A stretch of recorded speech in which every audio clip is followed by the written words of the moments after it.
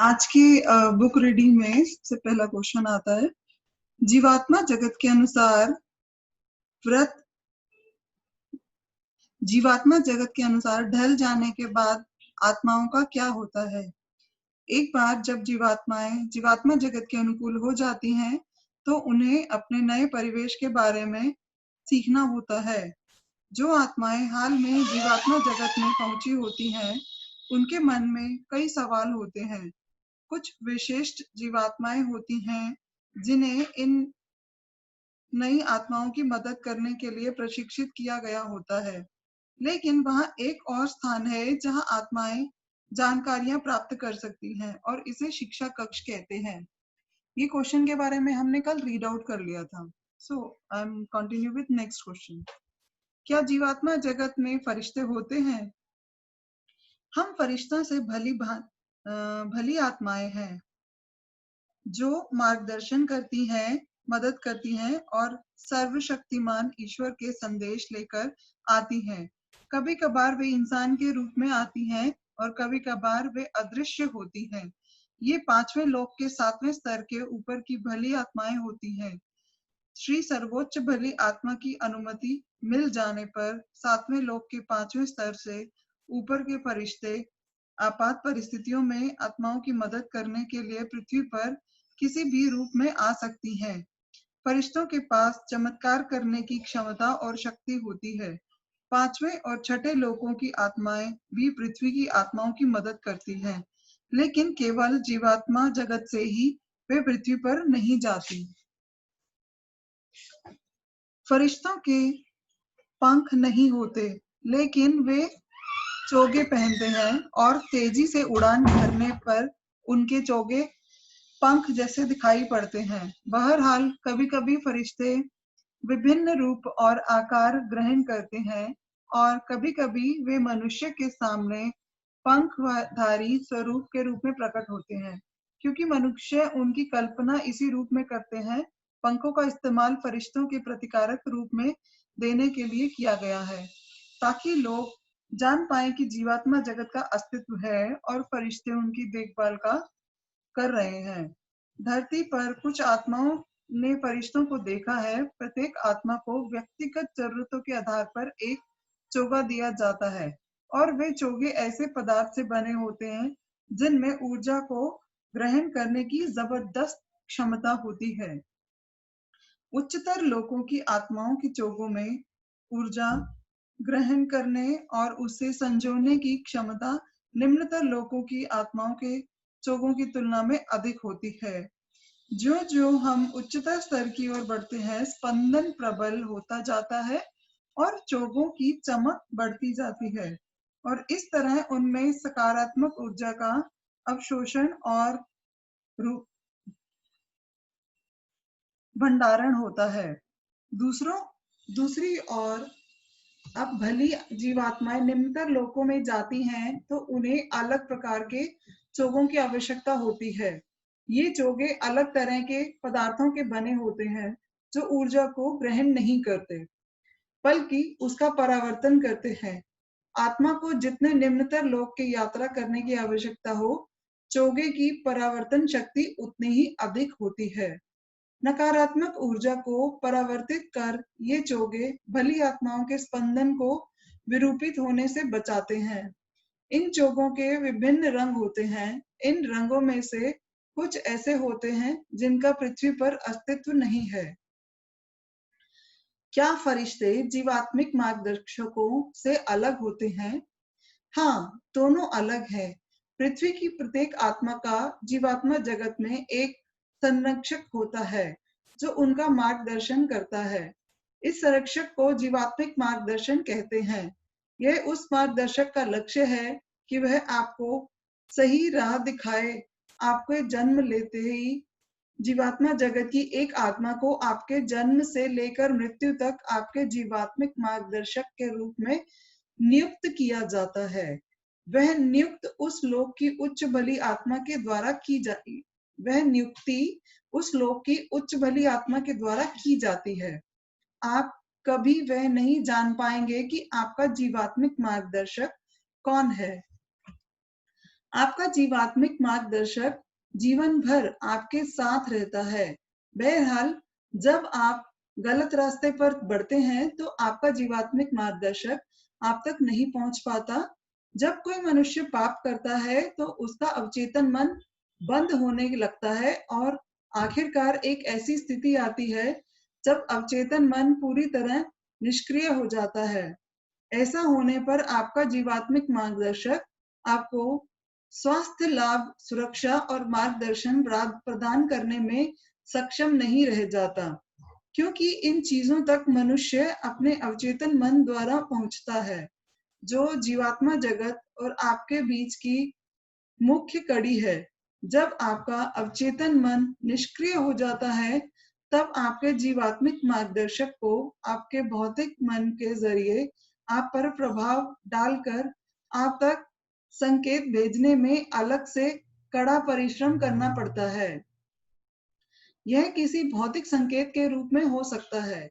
हो सकता है कि पृथ्वी का ही कोई मनुष्य आपको सही राह दिखा दे अथवा आपको कोई चेतावनी मिल सकती है। लेकिन यदि आप फिर भी नहीं बदले तो आपका जीवात्मिक मार्गदर्शक कुछ नहीं कर सकता। इसलिए ईश्वर ने प्रत्येक मनुष्य को नकारात्मक प्रभावों से बचने के लिए दोहरी सुरक्षा प्रदान कर रखी है। पहला आपका शक्तिशाली अवचेतन मन है और दूसरा आपका जीवात्मिक मार्गदर्शक है। यह आपके जीवात्मिक मार्गदर्शक की जिम्मेदारी है कि वह जीवन भर आपकी देखभाल करे, आपको राह दिखाए, आपकी सुरक्षा करे और आपको पृथ्वी पर अपने जीवन कार्य को पूर्ण करने में सहायता करे। जब आपको सलाह की आवश्यकता हो, तब वह आपको सच्चे मन से ईश्वर की प्रार्थना करनी चाहिए और सहायता की विनती करनी चाहिए। आपका जीवात्मिक मार्गदर्शक आपको आवश्यक मार्गदर्शक देने के लिए हर संभव प्रयत्न करेगा, क्योंकि उन्हें पृथ्वी की आत्माओं का मार्गदर्शन करने के लिए विशेष प्रकार से प्रशिक्षित किया गया होता है। जीवात्मा जगत में वही उनका मुख्य कार्य होता है और इस प्रक्रिया के जरिए ये भी सीख प्राप्त करते हैं और प्रगति करना जारी रखते हैं। बहुत कठिन परिस्थितियों में जीवात्मिक मार्गदर्शक अन्य बुद्धिमान आत्माओं से संपर्क कर उनकी सलाह लेता है। वह जानकारी आपको इसलिए दी जा रही है क्योंकि पृथ्वी पर बहुत से लोग अपने आप को अकेला महसूस करते हैं। उन्हें लगता है कि उन्हें सलाह देने के लिए कोई नहीं है, लेकिन यदि आप अपने अवचेतन मन को विकसित करते हैं तो आप ईश्वर से प्रार्थना कर सकते हैं और अपने जीवात्मिक मार्गदर्शक की मदद मांग सकते हैं। किस तरह आपको सहायता प्राप्त होगी, यह देखकर आप हैरान रह जाएंगे। और उससे भी महत्व की बात यह है कि अपनी समस्याओं का सामना करने के लिए आपको शक्ति मिलेगी। क्या पृथ्वी पर रहने वाली आत्मा की जुड़वा आत्मा जीवात्मा जगत में उसके जीवात्मिक मार्गदर्शक के रूप में काम कर सकती है? हाँ, लेकिन बहुत ही असाधारण परिस्थिति में। जुड़वा आत्मा किसे कहते हैं और क्या वही आत्मिक मित्र है? इस ब्रह्मांड की प्रत्येक आत्मा दरअसल एक पूर्ण आत्मा का आधा हिस्सा होती है। जब तक आत्मा चौथे लोक के 5वें स्तर से अपनी यात्रा आरंभ करती है, वह 2 भागों में विभाजित की जाती है, नर आत्मा और नारी आत्मा। इन मूल नर और नारी आत्माओं का अंत में जाकर 7वें लोक के 9वें स्तर में मिलकर फिर से एक पूर्ण आत्मा बनना होता है। इन आत्माओं को जुड़वा आत्माएं कहते हैं। असंख्य जन्मों के बाद जब दोनों आत्माएं पृथ्वी पर कभी पुरुष रूप में और कभी-कभी स्त्री रूप में अपना अपना प्रशिक्षण पूरा कर लेती हैं और अपने कर्म के फल भोग लेती हैं, तब जाकर ऐसा संभव होता है। इसके बाद ही 7वें लोक के 9वें स्तर पर दोनों आत्माओं का पुनर्मिलन होता है। जो ही आत्मा 7वें लोक के 9वें स्तर में पहुंचती है, पुनर्मिलन से ठीक पहले पुनः वह पुरुष और स्त्री की मूल आत्मा के रूप में जाकर अगले विश्व की ओर प्रस्थान करती है। अतः आपकी जुड़वा आत्मा पृथ्वी पर कहलाए जाने वाले आत्मिक मित्र से बहुत अलग होती है। जब आप आत्मिक मित्र शब्द का प्रयोग करते हैं, तो यह उसके लिए होता है जिसे आप स्वयं के बहुत से निकट महसूस करते हैं। लेकिन यह जरूरी नहीं कि वह व्यक्ति आपकी जुड़वा आत्मा हो। वह व्यक्ति एक समूह आत्मा हो सकती है जिसके साथ आपके पिछले जन्मों के कई रिश्ते हो सकते हैं। ईश्वर ने एक बार में एक निश्चित संख्या में आत्माओं का सृजन किया। जन्म जन्मांतर तक ये आत्माएं एक दूसरे के प्रति प्रेम के कारण पृथ्वी पर एक साथ एक ही समूह में अवतरित होती हैं, ताकि वे एक दूसरे को आध्यात्मिक रूप से ऊपर उठने और एक बेहतर जिंदगी जीने में मदद कर सकें। इन आत्माओं को समूह आत्माएं कहते हैं। कभी-कभी जब आप किसी ऐसे व्यक्ति से निकटता महसूस करते हैं जिससे आप कभी मिले भी ना हो, तो इसका कारण यह हो सकता है कि वह व्यक्ति आपकी समूह आत्मा है। समूह आत्माएं आपके माता-पिता, बच्चे, पड़ोसी अथवा दोस्त हो सकते हैं। एक व्यक्ति की केवल एक ही जुड़वा आत्मा होती है, लेकिन उसके अनेक आत्मिक मित्र अथवा समूह आत्माएं हो सकती हैं। जब आप अपनी जुड़वा आत्मा से मिलते हैं, तो वह बहुत ही अमूल्य रिश्ता होता है। यदि दोनों आत्माएं उच्च स्तर पर हों, तो वे पृथ्वी पर एक दूसरे को आध्यात्मिक रूप से उन्नति करने में मदद कर सकती हैं और उनके बीच सच्चे विश्वास और सच्ची मैत्री विकसित होती है, क्योंकि उनकी जीवात्माएं एक दूसरे को पहचान लेती हैं। यह बात भौतिकता से परे है। ये दो जीवात्माओं की बात है जो एक दूसरे से मिलते हैं और उन्हें इस सत्य का एहसास होता है कि वे एक हैं, समान हैं। कुछ स्थितियों में यदि दोनों में से कोई एक आत्मा अथवा दोनों आत्माएं निम्नतर स्तर पर हों, तब हो सकता है कि उनके आपसी संबंध शायद अच्छे ना हों। जुड़वा आत्माओं का विकास अलग-अलग चरणों पर हो रहा हो, यह संभव है। प्रायः ऐसा होता है कि एक आत्मा पृथ्वी पर अवतरित होती है और दूसरी आत्मा जीवात्मा जगत से पृथ्वी पर उस व्यक्ति का मार्गदर्शन करती है। कोई व्यक्ति आपकी जुड़वा आत्मा है, इसे जानने का एकमात्र उपाय है स्वचालित लेखन और इसका प्रकरण केवल बहुत ही असाधारण परिस्थितियों में जब इसकी जरूरत होती है तभी होता है। उदाहरण के लिए, यदि आप अपनी जुड़वा आत्मा से परिचित हैं और वह जुड़वा आत्मा आध्यात्मिक रूप से पतनशील है, तो आपसे कहा जा सकता है कि आप युक्ति पूर्वक उस आत्मा की मदद करें। प्रत्येक आत्मा को दो भागों में विभाजित करने के पीछे ईश्वर का मुख्य उद्देश्य है। मनुष्य को सह अस्तित्व की शिक्षा देना। आप पर एक दूसरे की प्रगति की जिम्मेदारी होती है। संयुक्त होकर जुड़वा आत्माएं बड़ी उपलब्धियां प्राप्त कर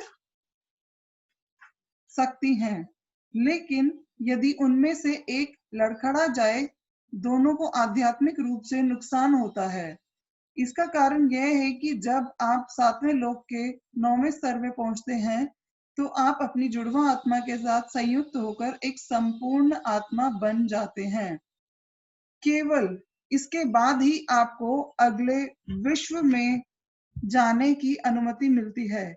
यदि आप 7वें लोक के 9वें स्तर में हैं और आपकी जुड़वा आत्मा आध्यात्मिक रूप से निम्नतर है, तो आपको अपनी जुड़वा आत्मा के 7वें लोक के 9वें स्तर में पहुंचने की प्रतीक्षा करनी होती है, चाहे इसमें कई जन्मों का समय क्यों ना लगे। यह कठोर और अनुचित लग सकता है, लेकिन वास्तव में इसका मकसद आपकी आध्यात्मिक उन्नति की रक्षा करना है। इस वजह से चाहे जो भी हो जाए, कोई ना कोई ऐसा अवश्य होता है जो आपके लिए प्रार्थना करता है और आपकी आध्यात्मिक उन्नति के लिए अपनी ओर से सर्वोत्तम प्रयास करता है। इससे आपको जिम्मेदारी, सह अस्तित्व और निस्वार्थता की शिक्षा मिलती है। क्या जीवात्मा जगत में आप दोनों को विस्पी और रेटू के नाम से ही जाना जाता है, या फिर आपके जीवात्मिक नाम होते हैं? दो भागों में विभाजित होने से पहले प्रत्येक आत्मा को एक विशिष्ट नाम दिया जाता है। इसे आत्मिक नाम कहते हैं। जुड़वा आत्माओं का समान आत्मिक नाम होता है।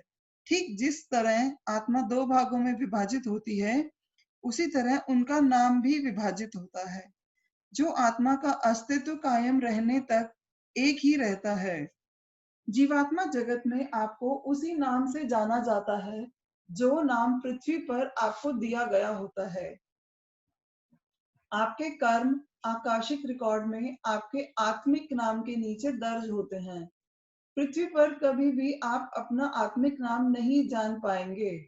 आपको अपने आत्मिक नाम का ज्ञान जीवात्मा जगत में वापस लौटने पर ही होता है। आकाशिक रिकॉर्ड क्या है? आकाशिक रिकॉर्ड की स्मृति कक्ष अथवा दैनिक कक्ष भी कहते हैं। प्रत्येक लोक का अपना कक्ष होता है, जहां पृथ्वी पर प्रत्येक आत्मा द्वारा जिए गए जीवन की एक दैनिकी होती है। अच्छा या बुरा, प्रत्येक कर्म आपके आत्मिक नाम के नीचे दर्ज रहता है। रिकॉर्ड उसी लोक में पाया जाता है जिससे वह आत्मा संबंधित होती है। आत्मा की उन्नति या पतन में और उसके उच्चतर या निम्नतर लोक में जाने पर रिकॉर्ड साथ चलते हैं। आकाशिक रिकॉर्ड में आपके द्वारा पृथ्वी पर बिताई गई जिंदगियों की सभी स्मृतियां दर्ज रहती हैं। जब पृथ्वी पर आत्माएं गहरी स्वप्नहीन निद्रा में लीन होती हैं, तब उनके अवचेतन मन आकाशिक रिकॉर्ड में स्मृतियां दर्ज करते हैं।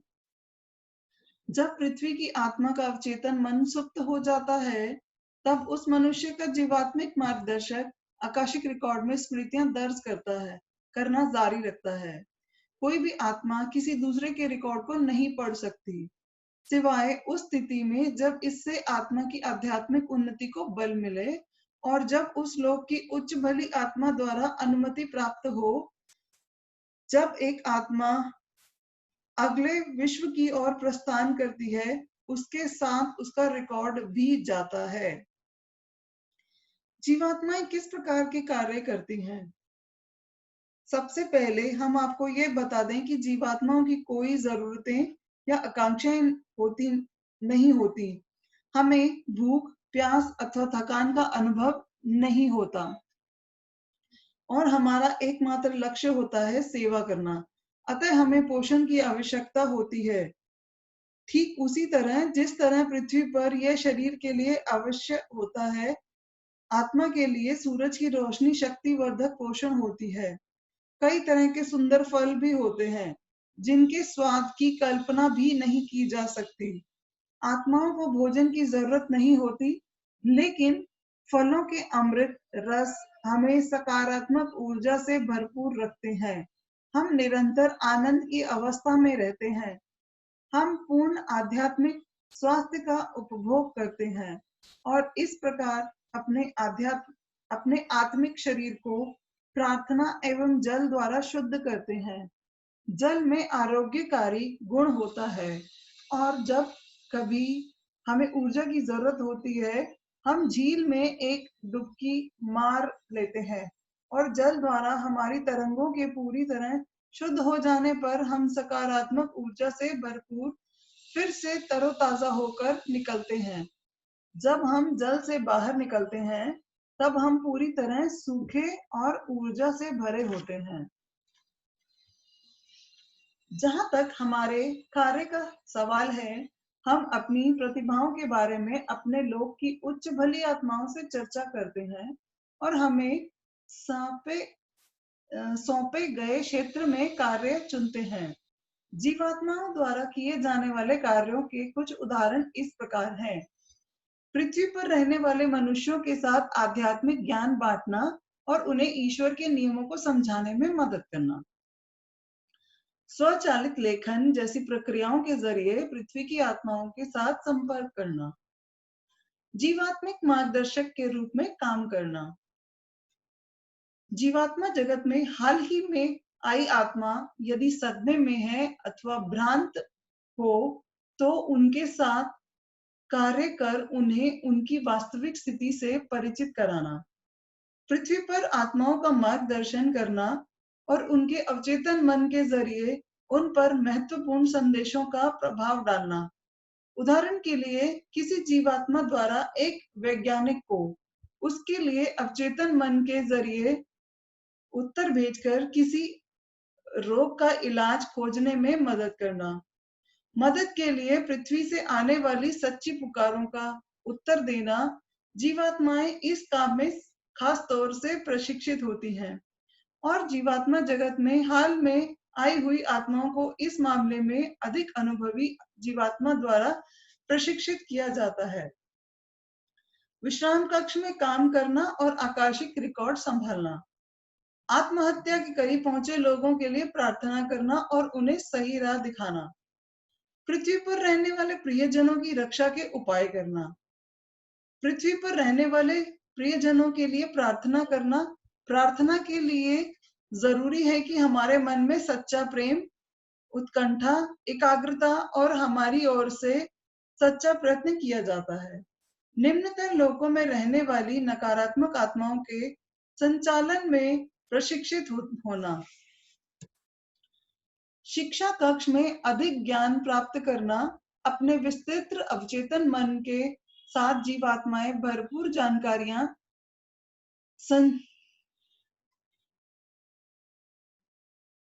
संजो पाती हैं और वे उन पर अमल भी करती हैं।